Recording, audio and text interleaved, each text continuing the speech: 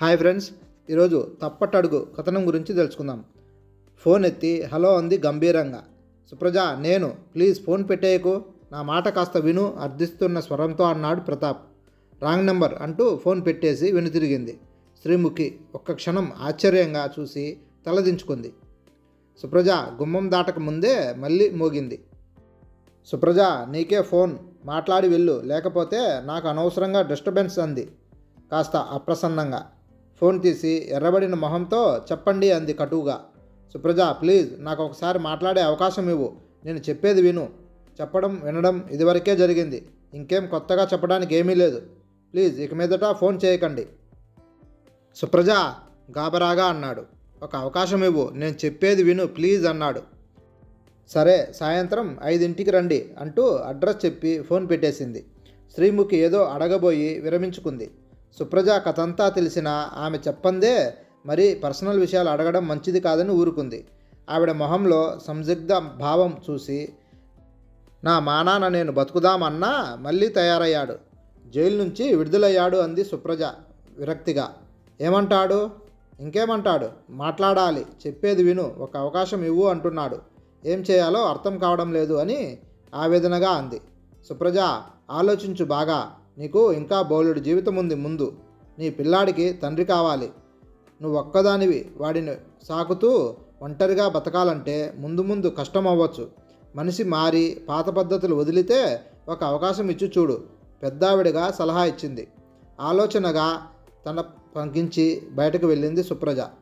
Common రూమ్లో కూర్చుని పుస్తకాలు ముందేసుకున్న ఒక్క కాగితం చూడలేకపోయింది. ఇప్పుడిప్పుడే మానుతున్న గాయం మళ్ళీ కిలికినట్లయింది. పెళ్ళయ్యాక 2 ఏళ్ళు ఏం సుఖపడిందో అంతే తన కష్టాల కథ మొదలైంది. ప్రతాప్ పనిచేస్తున్న కంపెనీ నష్టాల్లో కూరుకుపోయి ఆఖరికి మూతపడింది. జీతాలు లేవు. కంపెనీ మళ్ళీ తెరుచుకుంటుందేమోనన్న ఆశతో ఎదురుచూసిన ఉద్యోగులందరూ వీధిన పడ్డారు. కంపెనీ మూతపడింది. ఆ తర్వాత ఏడాది ఎలా గడిచిందో తలుచుకుంటే ఒళ్ళు జల్దరిస్తుంది సుప్రజకి. ప్రతాప్ చూడని పేపర్ లేదు, పెట్టని అప్లికేషన్ లేదు. పిలిచినా పిలవని ఆఫీసుల చుట్టూ ఉద్యోగం కోసం తిరిగాడు. అతనిదేం పెద్ద క్వాలిఫికేషన్ కాదు, ఓన్లీ బీకామ్. కంపెనీలో గుమస్తాగా చేరి మంచి పేరు తెచ్చుకుని అకౌంటెంట్ స్థాయికి ఎదిగాడు. ఆ స్థాయిలో అతనికి ఏం ఉద్యోగం దొరకలేదు, తక్కువ స్థాయిలో దొరకలేదు. జీతం ఇవ్వని 3 నెలల్లోనే నిల్వ డబ్బు హరించింది.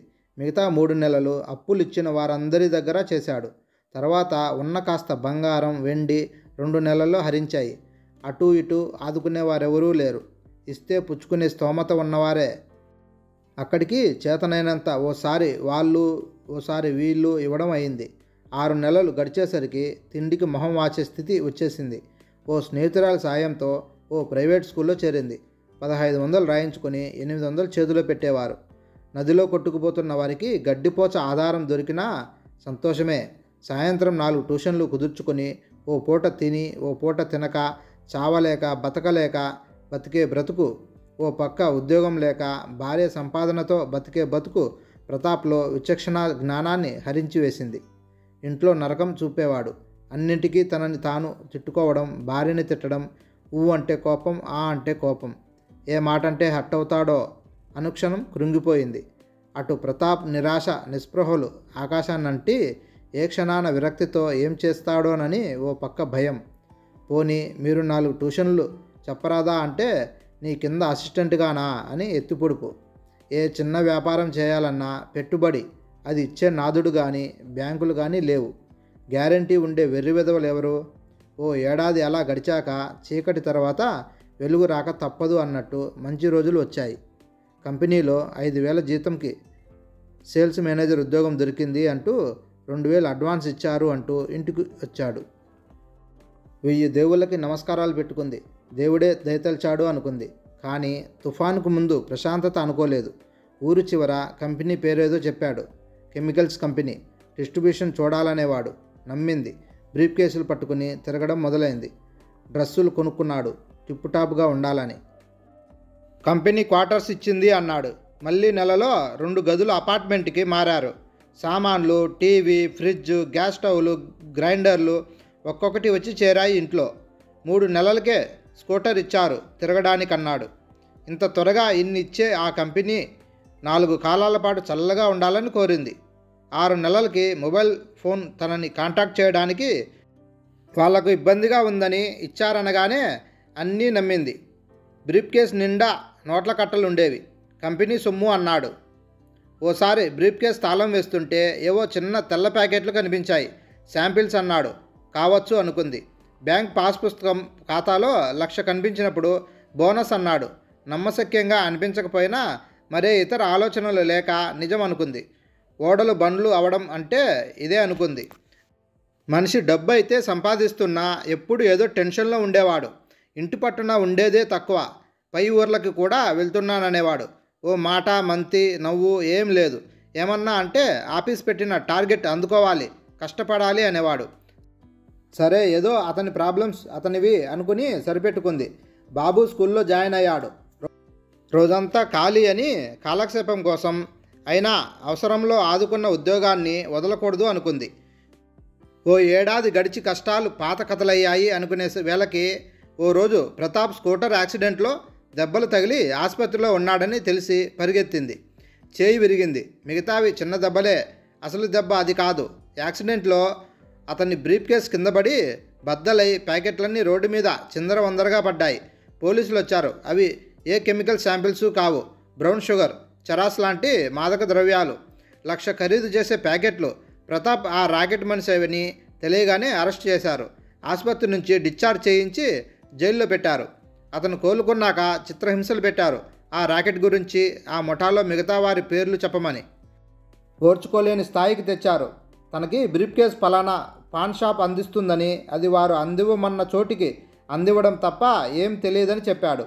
పాన్ షాప్ వాడికి ఆ బ్రీఫ్ కేస్ అందించే మనిషి ప్రతాప్ అందించే చోట్ల మాటేసి దొరికినంత మందిని పట్టుకున్నా అసలు కీలకమైన వారెవరిని పట్టుకోలేకపోయారు.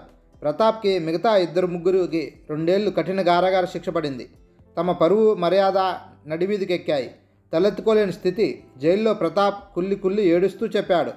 ఉద్యోగం లేకుండా తిరిగే తనకి పాన్ షాప్ అతను వాళ్ళకి చెప్పి ఈ ఉద్యోగం ఇప్పించాడని, మొదట తనకసలు వాళ్ళు బ్రీఫ్ కేస్ అందజేయడం తప్ప ఏ విషయం చెప్పలేదు. ఇది చాలా సులువైన పని అని, జీతం 5,000 అని అనగానే ఎగిరి గంతేసి ఒప్పుకున్నాడు. తీరా పని మొదలుపెట్టాక తను చేస్తున్న పని గురించి ఫోన్లో చెప్పి మాట బయటికి పొక్కరాదని, ఏనాడైనా పట్టుబడితే ఎవరి పేరు చెప్పరాదని చెబితే చావు ఖాయమని నాకు తీసుకోవాల్సిన జాగ్రత్తలు చెప్పారు. ఆ రోజు నుంచి తనలో మదన పడటం ప్రారంభమైన, డబ్బు వదులుకొని మళ్ళీ రోడ్డున పడాలన్న ఆలోచన తనని కట్టేసిందని, ప్రతిక్షణం ఎవరికి దొరికిపోతానో అన్న భయంతో జీవించానని విలపించాడు. ఇదంతా మీకోసం అన్నాడు. తను నీతి నియమాలకు కట్టుబడే మనిషి అని తెలుసు. అతనికి మాడి చచ్చినా తప్పుడు పనికి ఒప్పుకోలేదని తెలిసి తన నుంచి ఇదంతా దాచి తలెత్తుకోకుండా చేసిన అతన్ని ఆ రోజు నుంచి ఈ రోజు వరకు క్షమించలేకపోయింది. అంతటితో ఆగకుండా పోలీసులు తన మీద కూడా నిఘా ఉంచడం, తన రాకపోకలు గమనించడం, పేపర్లో పడి తండ్రి ఫోటో వార్త పిల్లలు అనడం, తనే దోషి అన్నట్టు ప్రవర్తిస్తే ఆ చిన్న మనసు ఎంత గాయపడిందో తనకి తెలుసు. ఆ సమయంలో ఆదుకున్నది తను పనిచేసే స్కూల్ స్టాఫ్. తన ఉద్యోగం తీసేయొచ్చు, పొమ్మనవచ్చు, కానీ సానుభూతితో పరిస్థితి అర్థం చేసుకుని ఔదార్యం చూపడంతో తను బతికిపోయింది.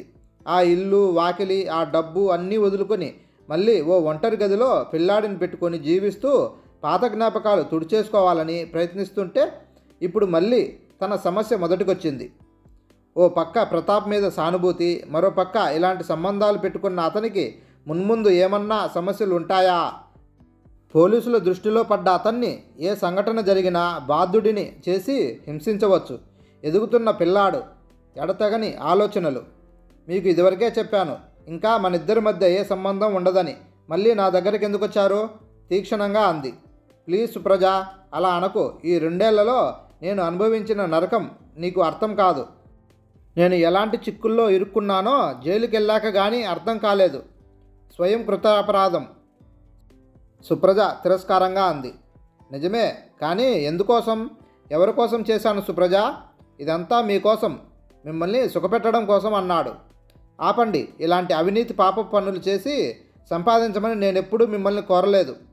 ఇంతటి డబ్బు ఏ కంపెనీ ఇస్తుంది అని మొదట్లో నాకు ఎన్నిసార్లు అనుమానం వచ్చి అడిగాను. మిమ్మల్ని? సేల్స్ మేనేజర్కి ఇలా ఏడాదికి లక్షలు వస్తాయా అని గుచ్చి అడిగితే తిట్టారు. పక్కదారిలోకి వెళ్తున్నారేమోనని అనుమానం వచ్చి నిలేస్తే అంతా భ్రమని కొట్టిపారేసి నమ్మించారు. స్వయంగా సంపాదించితే పర్వాలేదు, ఇదేమన్నా అక్రమార్జన కాదు కదా అంటే చాచా లేదంటూ అబద్ధాలాడారు. ఉద్యోగం లేనప్పుడైనా 4 ట్యూషన్లు చెప్పండి బతకడానికి అన్నాను కానీ మీకు ఉద్యోగం లేదని నేను సాధించానా? సుఖాల కోసం పక్కదారులు తొక్కమని నేను అడగలేదు. మీకు తెలుసు నేను ఇలాంటివి ఆమోదించనని విసురుగా అంది. అందుకే భయపడి నీకు చెప్పలేదు, తెలిస్తే వద్దంటావని భయం. నీ మీద ఆధారపడి ఎన్నాళ్ళు బతకమంటావు? నీవు తెచ్చే 1500కే మన బతుకులు ఎలా తెల్లారుతాయి అనుకున్నావు? సుప్రజ, ముందాలోచన లేక కేవలం డబ్బు కోసం చేశాను తప్ప నేను ఇలాంటి వాడిని కానని నీకు తెలియదా? అవునండి, అంతా డబ్బు ఆశకు పడే ఇలాంటి వాటిల్లో ఇరుక్కుంటారు. ఆ డబ్బు వస్తున్న కొద్దీ ఇంకా పాపాల్లోకి పాతుకుపోతారు. శ్లేషంలో ఈగలా బయటపడతారు. మీ బలహీనతలని కనిపెట్టి ఇలాంటివి చేయిస్తారు. చదువుకొని ఎన్నో చూసిన మీరు ఇంత సులువుగా ఇలాంటి వలలో చిక్కుకున్నారంటే మీది ఎంత వీక్ మైండో తెలుస్తుంది. డబ్బు ఎర్రగా చూపిస్తే ఎంతకన్నా తెగించే రకాలు మీరు అంది. సుప్రజ, ప్లీజ్, చచ్చిన పాముని ఇంకా చాంపకో. ఈ 2 ఏళ్ల నరకం నన్ను మార్చింది. నన్ను నమ్ము. జీవితంలో డబ్బు కంటే మానవ సంబంధాలే ఎక్కువని అర్థమైంది. అందుకే నీ దగ్గరికి కాక ఇంకెవరి దగ్గరికి వెళ్తాను? ఇంకా నేను ఇలాంటి వాటిల్లో తలదూర్చను, ప్రామిస్. నిరుద్యోగిగా నీ సంపాదన మీద ఆధారపడి బతకలేక ఇలాంటి పనికి పాల్పడ్డాను, అర్థం చేసుకో. నిరుద్యోగులు, ఉద్యోగాలు పోయిన వారు, డబ్బులు లేని వారంతా ఇలా పెడదారి బట్టి మాఫియా గ్రూపులు, తీవ్రవాద గ్రూపులు, నక్సలైట్లు, హింసకారులుగా మారితే దేశం ఏమైపోతుందా అని ఆలోచించాలి ఒక క్షణం. ఇప్పటికే అవినీతి, హింస ఎంత పెరిగిందో అసహనంగా అంది. అబ్బా సుప్రజ, నీతులు చెప్పకు.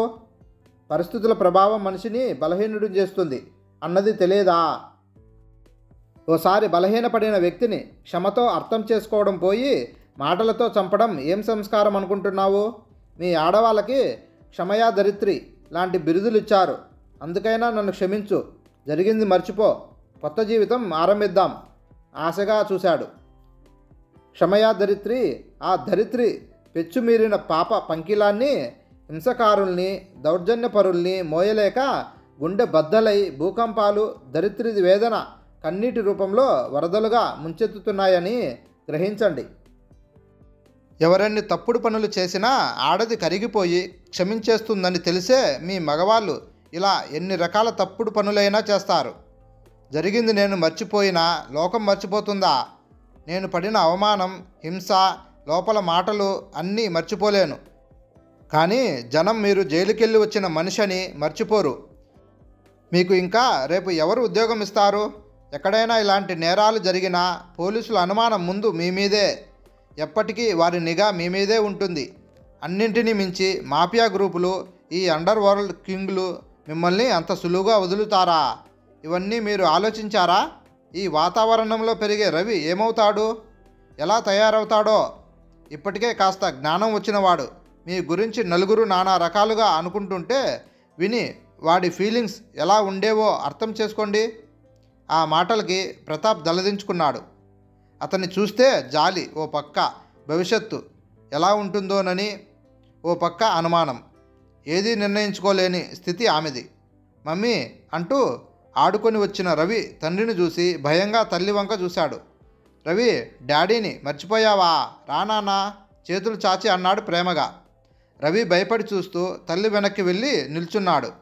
చూశారా వాడు మిమ్మల్ని చూసి ఎలా భయపడుతున్నాడో? మమ్మీ, డాడీ ఇక్కడే ఉంటారా? తల్లి చెవిలో గుసగుసలాడాడు. అవును రవి, మళ్ళీ మనమంతా చక్కగా హాయిగా ఉందామంది. అది విన్న ప్రతాప్, రానానా, నేనంటే భయమెందుకు, మీ డాడీని. మమ్మీ, డాడీని వెళ్ళిపోమ్మను, ఇక్కడొద్దు, మా ఫ్రెండ్స్ అంతా డాడీ గురించి అసహ్యంగా మాట్లాడతారు. ప్రతాప్ మొహం మ్లానమైంది. 8 ఏళ్ల కొడుకు కూడా తనని అంగీకరించలేదన్నది అతనికి అర్థమైంది. రవి, అలా అనొద్దు, డాడీ చెప్తున్నారుగా. పాపం మన డాడీ ఎక్కడికి పోతారో చెప్పు.